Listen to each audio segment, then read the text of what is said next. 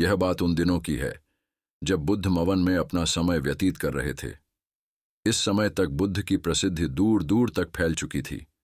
बहुत दूर दूर से लोग अपनी चिंताओं और परेशानियों का समाधान खोजने के लिए बुद्ध के पास आते थे। एक दिन जब बुद्ध मवन में अपने शिष्यों को प्रवचन दे रहे थे, तभी एक अधेड़ उम्र का व्यक्ति अपने नौजवान पुत्र को लेकर बुद्ध के पास आया।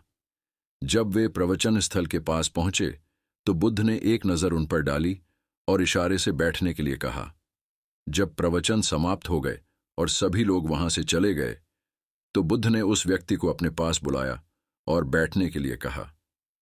चारों तरफ हरियाली छाई हुई थी, मौसम बहुत सुहाना था और तरह तरह के पक्षियों की आवाजें गूंज रही थीं। ऐसा नज़ारा देखकर उस व्यक्ति को अंदर से असीम शांति महसूस हो रही थी। इसके बाद बुद्ध ने उस व्यक्ति से आने का कारण पूछा। व्यक्ति ने कहा, तथागत, मैं 2 दिन की लंबी यात्रा करके अपने पुत्र को आपसे मिलवाने लाया हूं। यह मेरा इकलौता पुत्र है और यह हर समय थका थका सा रहता है। ऐसा लगता है जैसे इसके अंदर कोई जान ही न हो। इसका स्वभाव भी काफी चिड़चिड़ा हो गया है।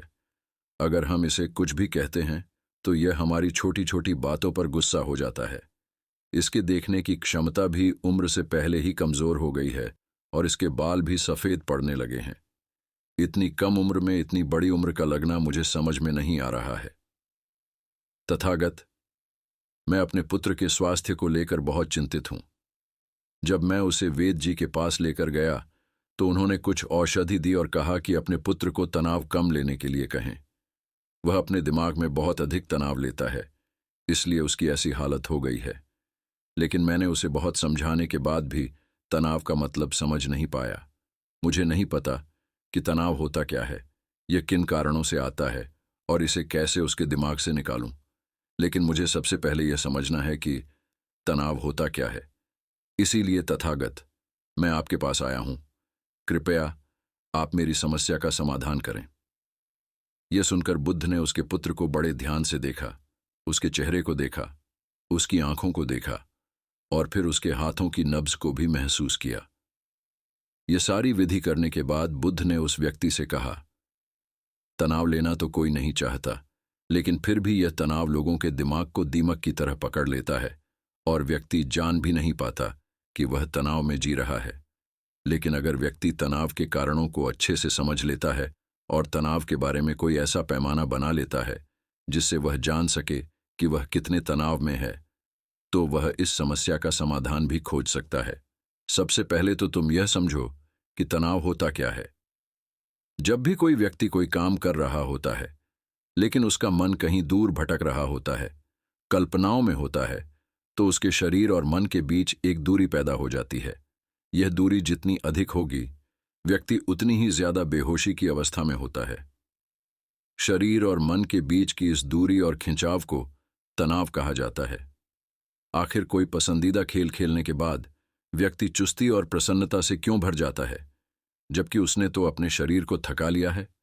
लेकिन समझने वाली बात यह है कि खेलते समय मन और शरीर पूरी तरह से उस खेल में केंद्रित होते हैं, जिससे शरीर और मन के बीच दूरी पैदा नहीं होती और कोई तनाव उत्पन्न नहीं होता।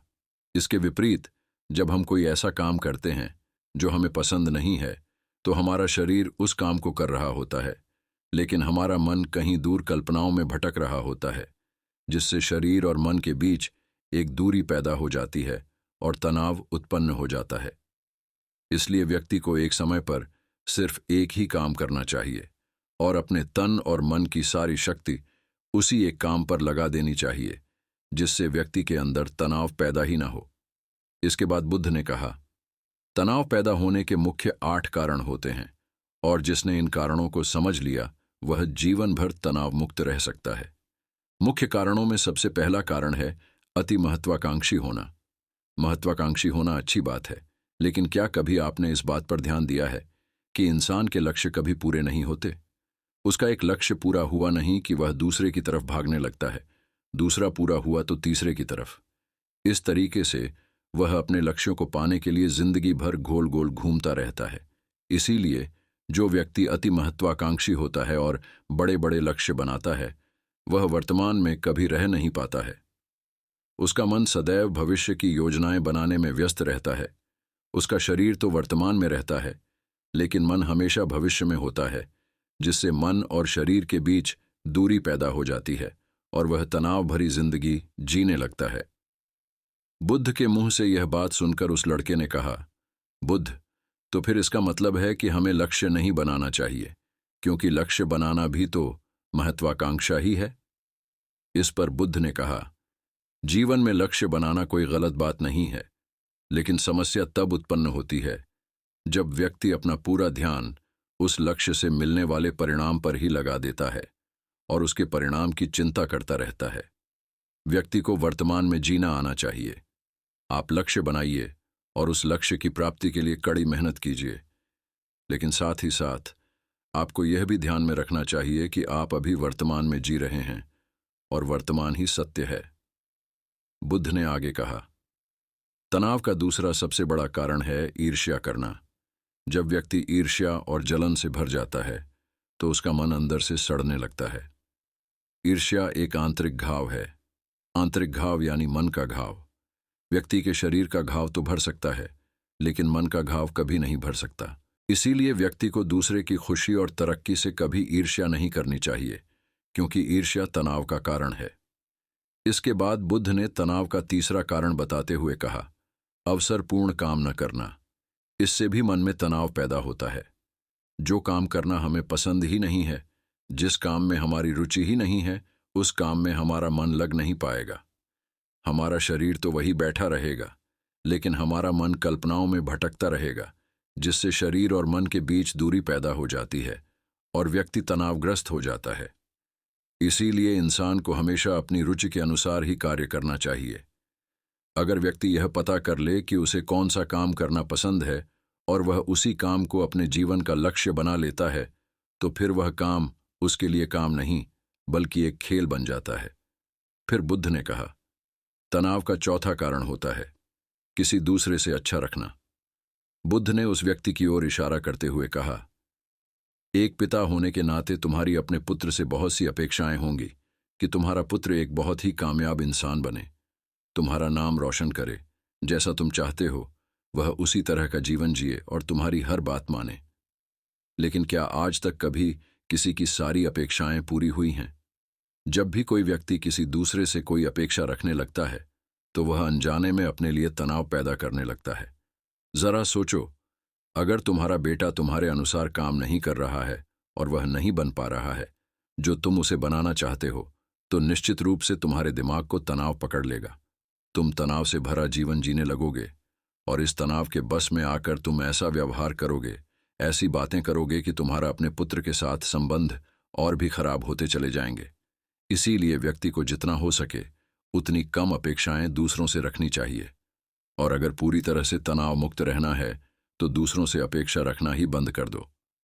इसके बाद बुद्ध ने कहा, शारीरिक कष्ट भी इंसान के तनाव का एक कारण होता है।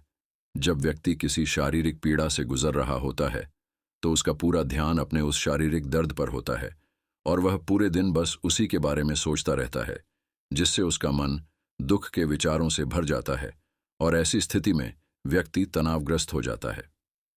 यह सुनकर उस व्यक्ति ने कहा, हे बुद्ध, शारीरिक दुख तो किसी भी व्यक्ति को हो सकता है, तो फिर क्या हुआ, व्यक्ति जीवन भर तनाव में ही जिएगा?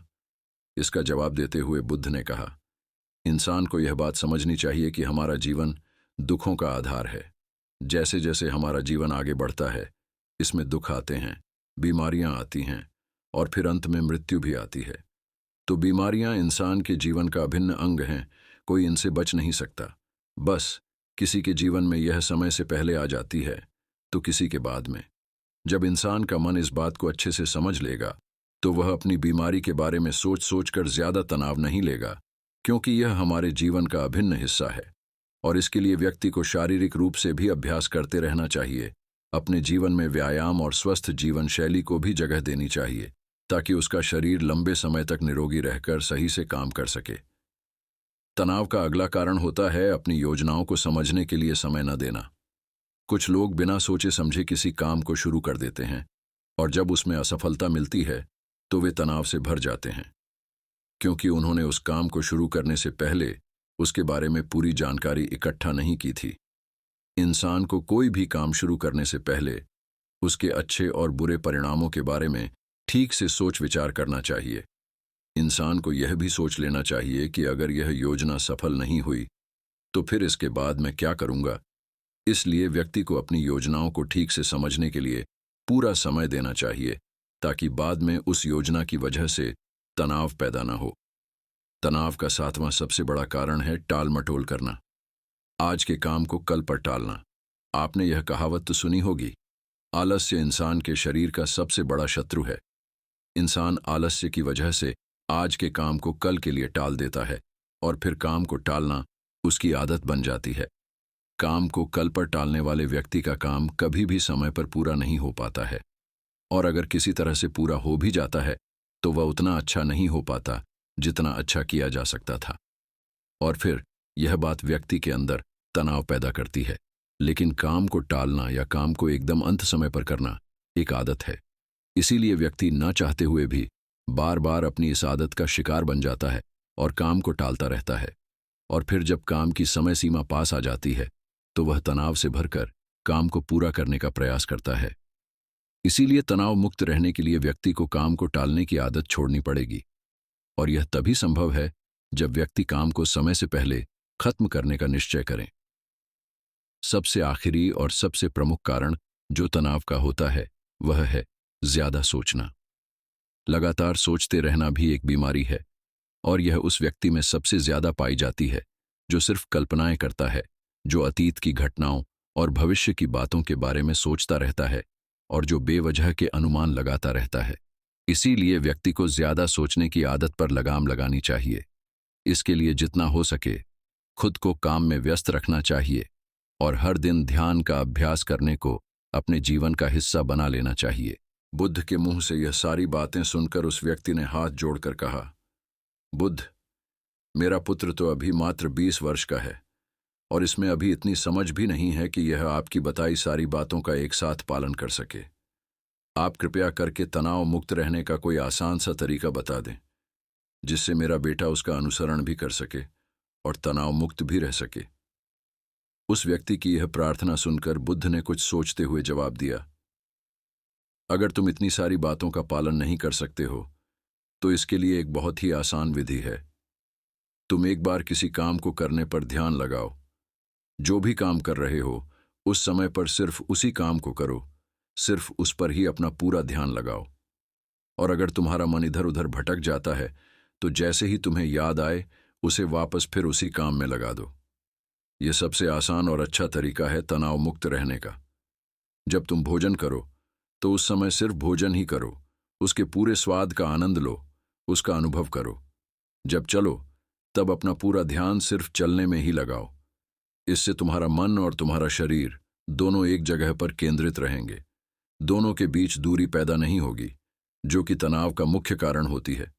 इसीलिए जहां तक संभव हो सके एक समय पर सिर्फ एक ही काम करने का प्रयास करो, वह भी पूरे ध्यान के साथ। दोस्तों, आशा करता हूं कि आपको इस कहानी से काफी कुछ सीखने को मिला होगा। धन्यवाद।